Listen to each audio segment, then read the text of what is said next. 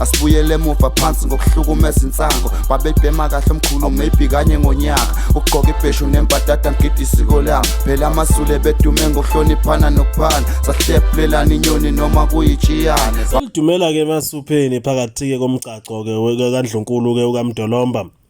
ukaManxumalo noma kodlala ke kuManxumalo kaMamyeni lapha yake eJozini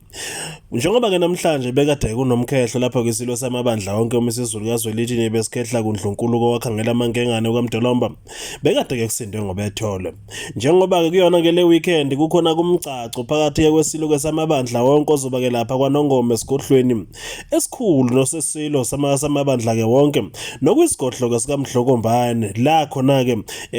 isilo kuMisizulu kaZwelithini sizohlalisa khona ke ukaMdolomba uMamyeni uzocacela kwakhangela amankengane lapha yake ngaphansi kwesigodi ke sakwakhangela okuthiwa kusenkunzane khona esigodlweni kesikhulu nokuyilapho khona kwathi wahlala phansi Thokozani namhlanje bekade kunomkhehlo isilo ke samabandla wonke lo mkhehlo uqala wabayindida njengoba kabanye bebethi kayilala abanye ke bethi ayivuka abanye ke bethi uhlehlile abanye bethi kukhona kodwa ukaMdolomba uyaqinisekisa ukuthi ke nembala umkhehlo kukhona khona ke namhlanje ubulapha ke njengenkundleni yezemidlalo ngase police station yaseJozini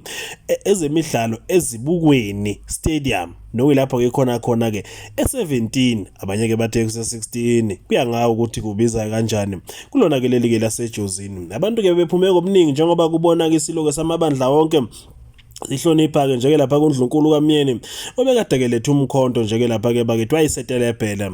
ukaMdolomba bekade njeke lapha ke bakithelebhele ethi ke ngicela ningiyekeleni ngitelebhele baba nomama wami ngoba ke ngiyamthanda esho kwisilo samabandla wonke isilo kuMisizulu kaZwelithini kungedala kuzoba ke nomgcaco okhona kuyona ke lempela sonto ngomhla ka9